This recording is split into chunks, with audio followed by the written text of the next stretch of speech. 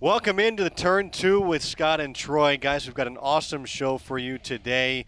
We're recording this on September 1st, so we've got some episodes lined up for when the minor league season ends, and we've got one of the best guests we could possibly have for you today. One of my all-time favorite players in Jacksonville is Josh Simpson, and he is taking time out of his schedule to come join us. First off, Josh, thank you so much. Thank you. Secondly, we are talking to you in kind of a weird time of your career in that you are technically a major league rehabber here. Yes. Here with the Jumbo Shrimp, even though you've yet to, and I hope it's very soon, make that debut. You've dealt with some injuries the last few years. When you're on a rehab assignment, and you've done this in the lower levels too, I mean, what are some of the things that you're doing to get back to, or maybe if you are already at 100%, to get back to your normal routine, and maybe for you in this situation in 2024, exit this season really strong going into the offseason? Right, for sure. First of all, very happy to be here. I think just the overall thing I've kind of been trying to do this year is just, since I've been back, is just honestly just enjoy the competition and the game atmosphere. I think going into camp this year, I was feeling really good after the off season, and then obviously kind of a freak injury that no one really had in the cards. So that was kind of a little bit of a disappointment, and kind of had to hit the reset button and then just focus on getting a good chunk of time at the back end of the season. But yeah, I think you hit it right on the head. Just kind of taking it day by day, and then honestly working back to getting back to full strength has been encouraging. I'm definitely feeling good now, and ready to go for the last month or so of the season. Josh, thank you so much for coming onto the show. We actually, if anybody knows this and been following our story, Josh and I have actually been teammates for 6 years now. Years. We have played on every single team together coming up through the Miami Marlins organization, and this is my first opportunity to remind Josh yet again on a major league rehab. For those of you that don't know, we get pregame spread, postgame spread, different things like this. But on a major league rehab, usually the major leaguer will buy spread for the minor league team. Scott and all the other workers get to come in and enjoy the food as well. So no pressure. There's a lot of people that have come through, especially in Jacksonville, and have gotten a spread. But the best one yet has been Kristen Bethencourt, who got a steak and lobster mac and cheese Wow. from Nice. Capitol Grill. That So is if I nice. see a Chipotle on the docket again, because it's relatively cheaper, I will have some fighting words for those that are called Josh Simpson from the Jacksonville Jumbo Shrimp. But just a little tidbit about that. Usually, back in, short season, before the CBA, everything like that, food really wasn't very good. Do you remember, like, the spread from Batavia? Give me, because I remember it very vividly. Tell me what you remember from our first season playing in Batavia, New York. It would be like grapes was one, and then the Grapes. No, seriously, that was like the spread. Keep and going, then keep going. I'd make little sandwiches out of the pretzel chips, and then I the forgot about rotisserie that. chicken. Yep, and we would have, and people would come in and fight for, because there's only be like 2 chickens. And so if you're thinking about a chicken, there'd be 4 drumsticks and 2 wings. And so if people took 2 of those, there was only essentially, 6 wings left, 6 wings, drumsticks. And so people would be fighting over that. And then our clubby was nice enough. He would make like buffalo chicken stuff. dip. But He if would. you have that every single day and you're trying to perform at the highest level, it really doesn't work out too great. You did pretty well, though. We did pretty well for what we had. No, you did. Oh, I did pretty well? Yeah, What do you mean? that year. Oh, yeah, I did fine. Yeah. Yeah, you were hey, you were an all-star too. It's fine. It was weird how the all-star team worked back That then. was It used to be strange, like the coach picked it. And so it wasn't like based on that. Like if you were in first place at like the all-star break or whatever it was, you got like 6 players. Second place got 5, different stuff like that. Now, it's end of the season all-stars and No actual game anymore Yes. either. But okay, I got sidetracked. I'm sorry. But to talk about how the food and everything has improved with the CBA, I know I've talked to you quite a bit about that. There's been a lot of changes in professional baseball. What's been like the biggest change that's helped you so far become, the player that you are, being added to the 40-man in 2022? And then now, having success last year, and then having success this year, coming back from an injury. What's been like the biggest change for you that you've seen in No, minor yeah, league baseball? it's definitely different. I know we only got like 1 year of the old minor league baseball. I think just the new, I don't know what you call it, regulations of kind of what you can and can't do has been really nice. Honestly, I think the travel is very underrated. Having the 6-game series is super nice just because you kind of are able to get acclimated to one city, one field, one team, and kind of work with that for an extended period of time rather than kind of 3 days travel, 3 days travel. And the minor league travel is usually not the best. It's definitely gotten a lot better. And then, obviously, like you said, I think the food is significantly better now. Just being able to fuel your body properly and make sure you're in the best state possible to go out and perform has been huge. And So, that's big for a pitcher, is because if you think about it, like let's say, tonight we're driving up to Nashville or something, like back in the old days. We're driving up, and as a pitcher, you just pitch 2, 3 innings, whatever it is. You're sore. You're trying to recover. You hop on a bus and then you're out of there. Yeah. And that's really hard to then recover from something like that. And honestly, this is underrated. Also, having more than one bus, Yes, having more than one bus. because it is used to huge. be one bus Double up. for the entire team, coaches, staff, everybody, and everybody was doubled up. I remember I sat with MD Johnson on the bus, but it was the best sitting with him because as soon as the bus left, he would go and lay on the aisle in the middle of the ground, so I'd get my own row. Okay, so to go back to what the question was. Shout out to MD too. Shout out to MD. Hope you're doing well. So take us through like what that progression looks like for getting you ready as a pitcher, because a lot of people don't ask that. Everybody is different in how they've been brought up, how they've taught, just Right. how hitters prepare. Talk us through kind of how you prepare as a pitcher. Like day to day, or Yeah, like day to day. Yeah, day to day. I think bullpen is a little different than starting, just because you don't really have a set day when you're throwing, so you kind of, in a way, have to be ready to go every day. It's a little different minor leagues just because you're not typically going back to back a ton, but just trying to make sure your body is like in the best spot to perform that night is honestly the biggest part of all of it. So whether it's lifting, treatment, arm care before, post, just trying to stay on top of all of that to just make sure once the game starts, you're ready to roll. But no, I think just having a routine is the biggest. What were you gonna say? I was going to say, getting into the nitty gritties. I want to know your routine. Yeah. I want to Okay. know if you wear the Alright. same pair of underwear 3 days in a row just because it's a routine. I'll take you through my day. Let's see. You wake up at 5:40 a.m. Usually, Start there. yeah, get my first In a workout cold, in a at cold, 5:40. in a yeah. cold sweat. Um, Take a cold shower. Go on a 7-mile run. No, usually I'll get to the park around 12:31. Do my stretching, roll out, then we'll go out for a stretch. Say 2:33. Go through throwing program. I'm usually trying to work on something specific that I either had trouble with or I'm trying to get better at. In my outings, I'll make sure I'm like consciously focusing on that.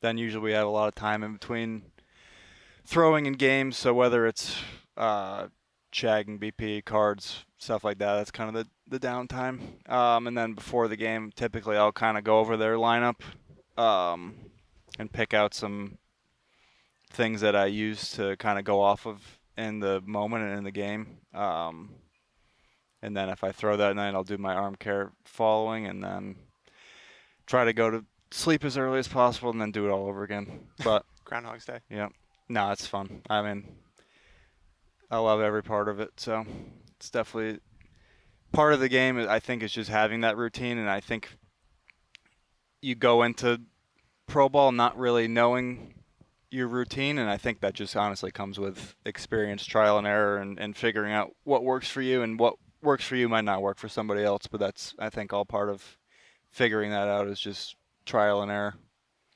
Your manager here has told me that in handling the bullpen, there's Darren Brown, who's I think a really good manager. He doesn't want you guys necessarily to have a role like maybe you would in the major leagues, because if you go up to the major leagues and you're the closer here, for Yeah. example, you're probably not going to be the closer For sure. in the major leagues. You're probably going to be like the 6th or 7th inning guy. Yep. So he tries to manage you. Like, granted, some guys get more late inning opportunities than others, but he tries to run his bullpen similarly, where like you would be kind of in years past a late inning guy for sure because of you're a really good pitcher. Yet sometimes you do come in the 6th, sometimes you do come in the 7th. So like, do you have a heads up that hey, you might be used earlier today, or are you just on your toes the whole time out there? Honestly, I think you kind of have an idea, but I think Brownie's 100% correct. I think he'd be kind of doing you like a disservice having you in a set role in the minor leagues, because as soon as you go up, there's already a guy that's had that spot for years. So I think just being able to pitch in different scenarios, different amounts of innings, not just one inning every time, is important. Just so like you're prepared when you go up there. That's honestly, I think, the biggest part about the minor leagues and AAA especially, is just making sure that you've done everything you can to be prepared mentally and physically for when you get the call up there. So I definitely agree with that. You come out of Columbia, and I would venture to guess some of the bigger like college programs, they have a lot of like data and things like that. I don't know what it was like at Columbia, so maybe you guys did have access to a lot.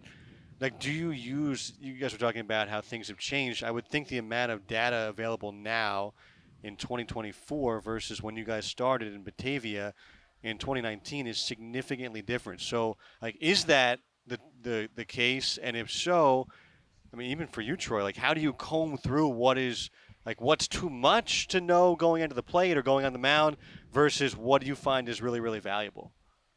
So for me, there's a lot of, and this is what I preach to the younger kids, is there's so many different numbers, there's so many different stats, there's so many people talking to you, trying to help you to get better. You have to wade through all of that, and you have to be your best coach. Yourself, you have to be your own best coach. And whether you're a pitcher, shortstop, hitter, whatever it is, you have to be your own best coach, because you only know best what works for you. It feels right for you. Like, I'm not going to come in and tell Josh to start dropping a slot because he's like, that's not going to work for me because I'm already effective, and there's all these numbers that say, I've been effective doing all this kind of stuff. Just like me, they're not going to tell me to come in and start hitting right-handed and start switch hitting.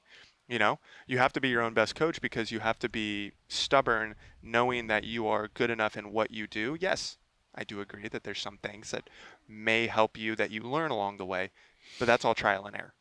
And unless you're exposed to all those things, you never actually know what works for you. Because if you've only listened to one coach your whole life, that's all you're going to know. It's just like anything else. If you only watch one news station your whole life, that's all you're going to hear. It's very similar to that, is that you have to wade through and be your own best coach, in a sense. For sure. Yeah, no, I think I'm pretty similar in that thought. Like, You can't agree with me. You have to disagree. okay. I think especially in baseball now, there's so much new data and knowledge coming in. And I think finding whether it's one or two like key stats or like percentages that can help you in the game, talking specifically about like the other teams, I think that's more important than like getting a mass amount of knowledge and trying to just filter through that in the moment is almost impossible. So I think figuring out one or two key details on each guy that is going to help you in the moment is, I think, the main thing. And then in terms of like pitching, just like stuff wise, past couple of years there's been a huge like increase in data off of like how pitch movement, pitch velocity, stuff like that. I think for pitching there's like one extreme of old school and then new school, which is all of the data and analytics stuff. I feel like if you have a combination of both of them, that's kind of the sweet spot where over here you're still learning how to pitch, learning how to read hitters, all of that stuff, and then also using the data and seeing like, oh, if I have a pitch that works really well or moves really well, I need to use that more, and then kind of combining it together is the perfect recipe, I think. So I think both schools are definitely beneficial. So the more you can kind of think both ways, I think the better you're going to be. Speaking of schools, yes, I know everybody's going to talk about this. There's a certain school, Columbia. It's in New York, I believe, right? Yep. And it's in this certain league. What league is it in? I don't. It's the Ivy League. Yes. That's what it is. It's an Ivy League, one of the most prestigious schools in all of the United States, other than Gonzaga University. Yes. University of Maryland. Yes. Is that like a D4? Yes. Okay, but the Ivy Leagues up in the Northeast, very, very difficult to get into. You are one of the few that was accepted into Columbia to play baseball. Yes. Walk us through, like, kind of how that came about. What made you want to go to Columbia, and how your experience was there? Yeah, honestly, I didn't know what Columbia was until they started recruiting You me. just thought it was a color? Yeah. Yeah, me too. Yeah. But I was throwing in it was like a high school all-star game. And I threw one inning, and then the next morning I had an email from the pitching coach there. And I was talking to my parents, and I was like, I've never heard of Columbia.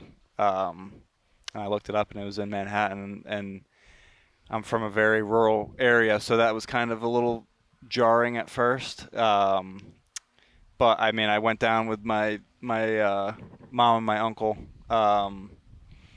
and saw the campus, loved the campus, and then honestly the biggest selling point was just the coaching staff was awesome. Coach Breddy's the head coach there; he does a great job, and then just the whole atmosphere, and then obviously baseball was always my main goal, but I think talking with my parents and having a good backup plan if baseball didn't work out was a huge selling point. Because I'm from Connecticut, I always kind of wanted to stay in that area. So it really wasn't in the plans until I had heard from them. And obviously I'm very grateful that I went there, and everything that staff did for me was huge. So What did you major in when you were there? political science. What a time to be a political science major. Yeah, seriously. Oh my goodness. I'll come out and say I tried to do economics and I lasted like 3 days, and poli-sci was the only thing I could do. So, but I was good at writing. Poli-sci was a big essay major. Oh, I could see you being. I was a solid writer. Couldn't take a test though, so that it didn't last too long in econ. But What was your favorite essay that you wrote? come on, Scott. We got a bunch of inside jokes I don't here. know. I know. We got. I think I think I had a thesis or something my senior year because I was an international politics concentration. So it was on like it was the law of war. It was Ooh. something about that. It was kind of That's very interesting. cool. Yeah. Don't ask me what it was about because I don't really remember. But it was cool. It was cool. That was honestly probably my favorite classes were the international politics.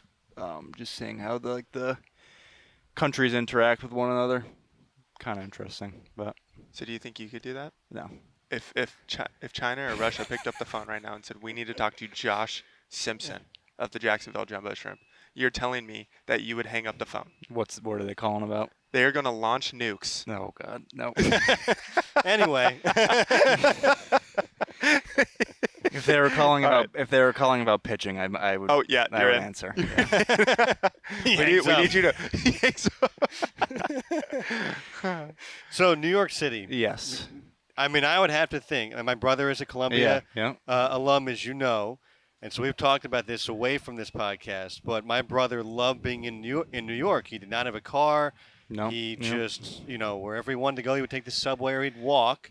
What was it like to go to school in New York City? Because I think even for Harvard and Boston, Mhm. and obviously the most of the Boston. rest of the Ivy League, like Princeton's in a suburb and Dartmouth is not in a big city, and Brown and so on and so forth. Like you guys are in the biggest city in the world. I mean, what was it like to go to school in New York? Yeah, it was like I was saying earlier. I'm from a very rural area, so when I first got there, it was a very big culture shock. Just kind of the style and pace of life was totally different than what I had experienced growing up. But I think the more I got used to it, the more I kind of loved it. Honestly, it was being there for 4 years was awesome. Just having that experience in college, like you said, no need for a car, so you could honestly just go wherever you wanted, whenever you wanted, and then just kind of having anything you wanted at your fingertips was cool. Just being able to see all of the what I like, just there's so much history there, and all of the um, tourist places are cool. And then honestly, the biggest thing that I enjoyed was the food. Was probably my favorite. I don't really think there's any place that compares to New York for food. I don't know. You ever been to Davenport, Iowa? I have. They actually had a really good. Good pork chop there. They had a really good cookie place there, and Quad The- Cities. the best coffee shop I've ever been to was in Seriously? Quad Cities. Oh my goodness. Yep. So my wife is from. You probably. She is. Oh my goodness. I forgot Yeah, about that. you I forgot forgot about that that. random city. I was gonna be like, All right. tread carefully. Real nice. Tread store. carefully here. Real I nice. go to the Quad Cities all the time. So Real nice until we had a Uh, shooting outside of our Red hotel. Band. Red Band. Red Band. Oh, I remember That's that the one. coffee Yep, place? I remember Yeah. that one. Yeah. Yep. Because we could walk there, right? Yep. Yep. I know exactly what you're talking about. Sponsor the show, Red Band. Red Band from Davenport, Ohio. Or Iowa. But no, it was for the college experience. It was awesome. And then my fiance and I, Katie, we lived there for 1 year after college because she was working there at the time. So being able to experience it without the school aspect was really cool also. But no, I haven't been back a ton, honestly, since we graduated. I'll go back here and there every once in a while because my friends are majority still living up there. But now it's a blast for sure. Give me, since we're talking about New York, I love New York pizza. Yes. I Give was me. gonna drill on this too. Ooh, really? Yeah. Okay, I want to know your thoughts then, because of course I went to New York City this last year and I thought I had the best pizza I've ever had in my entire It's life. great. Tell me what you got on your favorite pizza spot, and if you say Chicago deep dish, I might just end the podcast right here. But Well, Troy, I'm I'll gonna tell s- you. Oh, go ahead. Go ahead. In the Northeast, there's this big argument about Connecticut New Haven pizza. Yeah, New Haven pizza versus New York pizza versus New Jersey tomato pies. So, where do you What? stand in this argument? Yeah, New Haven pizza is very good. it is good. What's It the is. difference? Honestly, sauce? Yeah. The sauce? I actually don't know what the difference is. I should know Oh this. my. They're both thin crust though. All right. Well, But I would being say from my the West favorite, Coast, they're all the same then. my favorite pizza is Joe's Pizza. Is that the one? Joe's on Bleecker. That's John's on John's, Bleecker. okay. John's is very Wait, good. But Joe's too. and John's are like right across the street, right? Joe's has a couple ones, I believe, but the Okay. one I used to go was up in Midtown. Or Is no, that Lower the East one Side. Is that the one in Times Square? There There's might one. be one in Times Square. Is it yeah. the one that said it was in Spider-Man? I don't know. That's the one near John's. It's on Bleecker. So Yeah. Joe's is Like it's Joe's Fourth Pizza. and Bleecker or something like that. Yeah. Bleecker Street. That's like the John's one of in. Bleeckers I'm not- is that's I love that supposedly the place. number one. I have that and Joe's 1A 1B. Mhm. I got there at 1 a.m. this off season, and there was a hour yeah. and a half wait for one slice of pizza, and I was like, "This is unbelievable! I've never seen anything like this. Usually, where I come from, people go to sleep at 9 p.m. Like there's nobody awake. Like this is unbelievable." Yeah, no, the John's is my teammates and I every year would go down to John's like once a year, and it was always I have a picture if good. you want. It's Yeah. it's so good. Yeah. it's very good. Is it the water? I've heard it's the water, It is. like the gotta be New the York water. water. That's why New York bagels are also very good.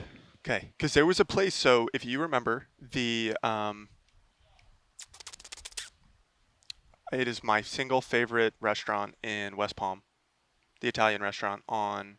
It's downtown West Palm. Elisabetta's. Elizabeth. Yep, that's it. I It think was- that's it a was different amazing. pizza than what I got. No, you This is- had Joe's. I Yeah, had this Joe's? is John's. Yeah. I think John's. That's John's? Yeah. John's is good Oh, too. I had Joe's. John's Okay. is I think. Joe, John. Don't quote me if I'm wrong, but I think it's the number one rated in New York. John's. Yeah. I mean, it's up there. Yeah, There's a oh, lot yeah. of great ones. Yeah, there is. I don't know. There's so much food in New York. I could just go there just to eat. Mm-hmm. Like, I don't need to do anything So else. I great. just need to go there to eat. That's my favorite part, for sure. And then I'm trying to think of there's another one. Honestly, the bagels might rival the pizza, though. I don't know if I'm going to say that word because I'm going to get made fun of for my Western accent. Bagel? Yeah, don't even. You can. It's fine. We'll just skip right over it. It's all right. We'll just cut that part out. I'm not even going to say it. But I like cream cheese on it. And if I remember, there's like a lot of cream cheese on it, right? Yeah, you got to get the Oh yeah. The goo, the light, gabbity goo. the light schmear. The schmear. Uh-oh. Is that a...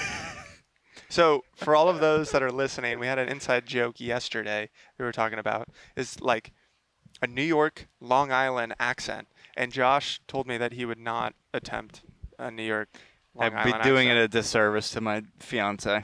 Yes, but my accent is spot on. It's not. You could say it's that, not. yeah. I'm from the West Coast. I sound like I'm from California. It's different. How did you and Katie meet? She actually went to Columbia as well. She was a rower. Really? Yep. Much stronger than me in endurance sports for sure. So. And how's the wedding planning coming? Are you really It's doing good. your part? I'm doing all I can. Yep. All you're allowed to? Lots of yeses. That looks great, honey. Yep. No, Awesome. it's good though. It's fun. We're looking forward to it. Where you grew up is kind of like on the border of Yankees-Red Sox Yes. and Mets, obviously. Yep. Territory. Where did you fall in that as a Yankees. kid? Yankees. Big time Yankees. Yep. So when you were at Columbia, were you going to Yankees? I went to Stadium? a couple of them. Okay. Yeah.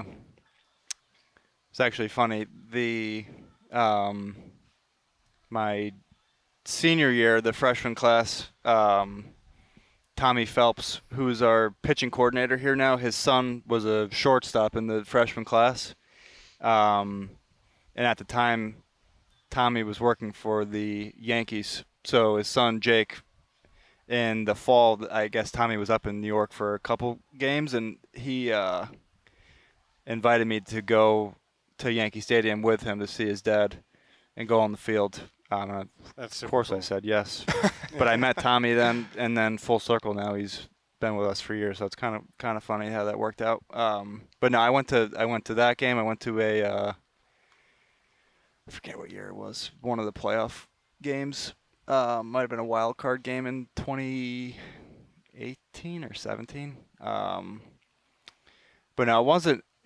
We were close, but not like close enough to where you would go a lot. It's probably like a 20-minute subway ride. But no, it was fun. It was cool. I grew up going to probably more Red Sox games just because it was closer to where we were. But I got to see the old Yankee Stadium, which was cool. And then I obviously saw the new one then, but never got to see the old the Shea Stadium. I never got to see that, but Citi Field's nice for sure. That's one of the things. Being from the West Coast, I was the biggest Red Sox fan when I was a kid. Really? You know, like when kids just pick a team? Yeah. I mean, I had a specific reason, but I was the biggest Red Sox fan, and I hated the Yankees. I had no idea why. Yeah. Couldn't tell you. Yeah, I Could not tell you. Now I'm a Mariners fan, but but we had a pitcher, John Lester, if you remember him, Yep. and he was left-handed, and he was from my hometown. Oh, So- no way. Yep. Really? Yep, he Okay. was from my didn't know hometown. Was supposed to go to the same high school as me, but ended up going to a private school, Bellarmine. And we had a connection, and I would always get signed balls, and I never got to That's meet cool. him. I met his parents and all this stuff. But he was like one of the biggest. He was like my idol growing up, and so I was like, anything but the Red Sox. And there was this thing. I was even in Seattle watching John Lester pitch on like a random Wednesday night or something like that. My dad was like, hey, let's go get some nosebleeds and hang out. I'm like, I'm in. Sweet. And he pitched, and he did great, but I had my Red Sox jacket because, of course, it's Washington. It's cold. And my Red Sox jacket, and 8 years old, and these people are just yelling at me across the street in Yankee uniforms at a Mariners game. Jeez. And they're like, F the Red Sox and stuff like this. I'm like looking around. I'm like, are they talking to me? I was like, it's me? I'm like, okay. Sorry, my fault. But I can't believe how, like, deep the connection is to baseball up there. It is so deep. Like, you got to pick sides. It's like family rivalries. My dad and I were Yankees, and my mom and my sister were Red Sox because my mom is from right outside of Boston. What was that? Boston. Boston. Okay. Duncan. American runs on Duncan. Yeah. Sponsor us. For the love of God, sponsor Duncan, us. for some reason, Please. Duncan Donuts. For some reason, in the Northeast, it tastes better than other parts of the country. Yeah. I don't know what it is. I don't know. But it does. Oh, my goodness. Do you drink Duncan? Sometimes, yeah. Have you seen the amount of sugar they put in Duncan? Yeah, it's Oh, my goodness. outlandish. They have like a sugar pump. I didn't realize that was a thing. I always drink, West Coast, I drink Starbucks. Starbucks puts quite a bit in too. Though. I had to stop drinking Starbucks. Do not sponsor us, Starbucks. I have to do. I had to stop drinking it because I'm like, you go up north and you get these we're looking outside right here and there's just an intersection. There's going to be this little hut that pops up and it's just going to be a one-man hut and it's going to have the best coffee you ever had in your entire life. Dang. And it'll be cheaper than Starbucks. It'll get you going and that's what people drink. There's nobody like that lives in Washington goes to Starbucks. Even though it's though it's from maybe when you're in Pike Place Market, you're actually up in Seattle. True. That one's kind of cool. Tossing fish. Yeah, That's cool. I can't wait for you to go there. You're gonna have so much fun. You're gonna be catching that fish right on your face, and it's gonna. You're gonna bring your glove to catch it. Yeah, I feel like you have to, right? it's all slimy. Yeah. Gross. What would you order if you had to order a fish? I want to hear from you, Scott, too. What would you order? Ooh. There's like tuna, salmon, flounder, bass, sea bass, octopus. I don't know if I know fish that well to like. Mullet. There's I love mullets over fish. there. I just don't know if I can't remember what X fish tastes like versus what I had swordfish recently. It was really good. Really? That is my favorite. I love Swordfish? swordfish. I'm not a big swordfish guy. A to be honest swordfish with you. steak, Yeah. seared on both sides, I like raw that. in the middle.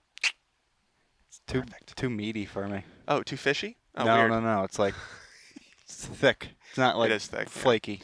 Yeah, it is I like tuna. okay. Tuna's my favorite. Do you eat- I mean, it's all good. I think. Do you eat sushi? Oh yeah. What do you eat? Sushi's What is it? Sashimi? Is sashimi the one with just the the fish? Yes. And then there's nigiri that is a fish over rice. Do you eat any of that? Oh yeah. I don't discriminate. I'm like the least picky eater in the world. I love like that's why I love New York. Yeah. There's so many great places to eat. I've gone into restaurants, and it's like a Korean place, and you don't know the menu, and you're just like, I'll have what's on that table, or you just point at something. Yeah. I love that stuff. I live for that. Do you like Indian food? I do. That's like all the cuisines probably lower end for me, but really? I do like it. See, Yeah. I think if I had to pick a favorite cuisine, I think it would be Indian. I want either authentic Mexican or Indian food, yes. Because do you like it spicy?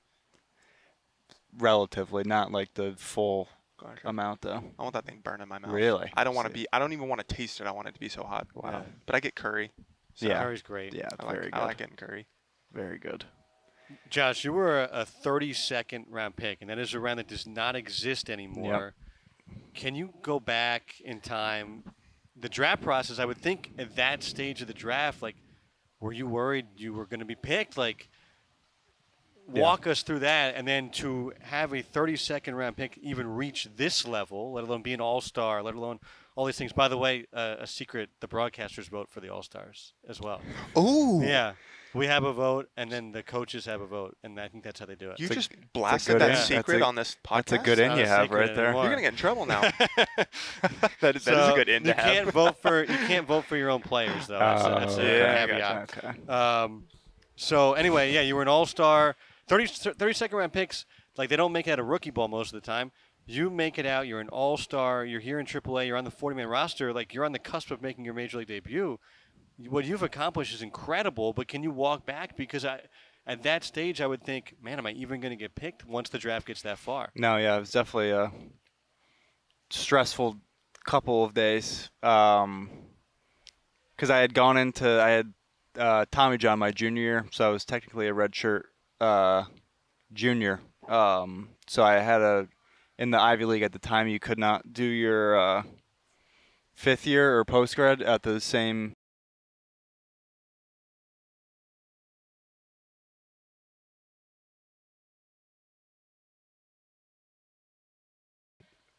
having the days and hours go by and not hearing anything was honestly, it was pretty stressful. Just having like my family and then Katie were there just kind of waiting around. It was definitely, I mean, you know the process. It's not one of the glamorous draftings. Everybody thinks it's an enjoyable process, but it's enjoyable if you're like a first or second rounder, because then you don't have to wait. But no, I think I kind of came in with a chip on my shoulder being that late. Just obviously I was grateful for the opportunity to play. That's obviously something you dream about since you were a kid. But I think just showing up every day with a plan and then just kind of sticking to that and believing in yourself has been the most important part.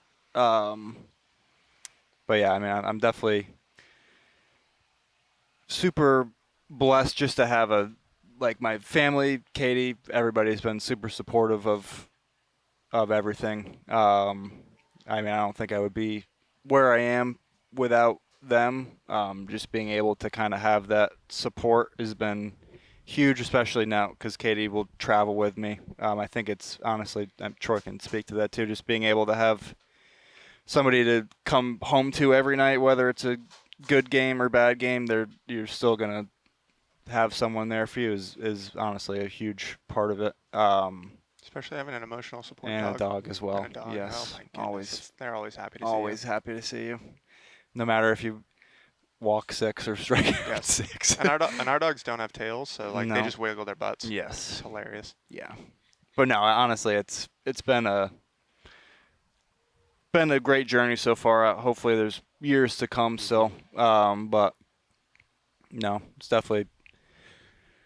Honestly, I wouldn't have rather it gone any other way. Just to be able to work my way up and kind of go through the whole process, kind of making a name for myself, has been important to me for sure. So,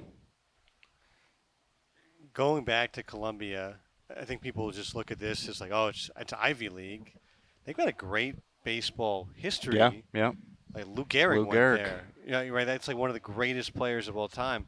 How much? I know you said you didn't know of Columbia in high school. When you're there, how much were you aware of the guys who maybe came before you? Yeah, no, I think especially Gehrig, just being in New York, was probably like the main one.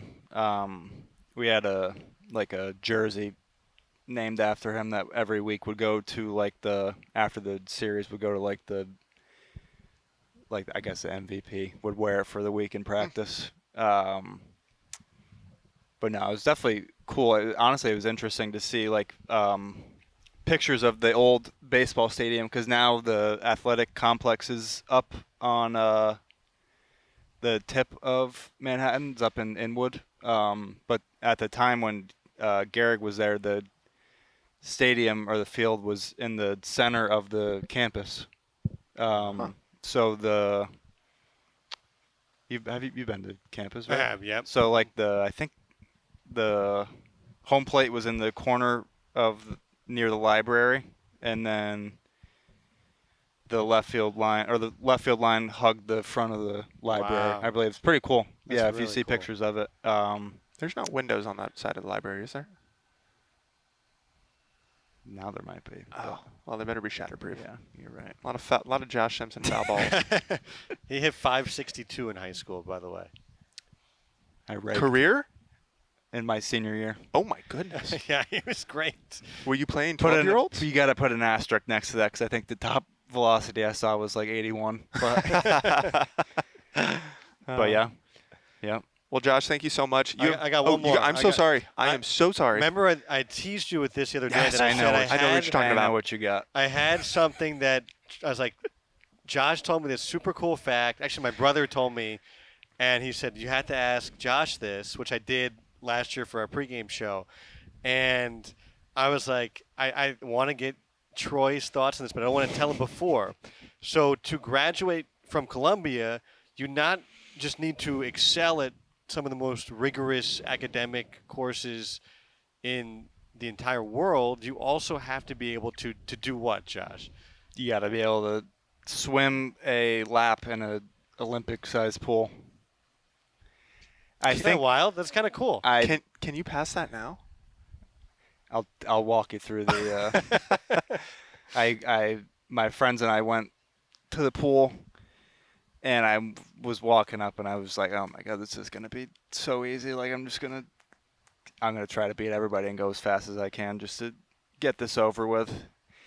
And I got into the pool, and I was trying to do like the Michael Phelps, like the bird back slap. Yeah. Just to make sure I was ready, and I dove in, and I was just hauling, and I picked my head up, and I was like not even a quarter of the way down, and then I kept going, and I literally got one length of the way done, and I don't think I've ever been that tired in my life.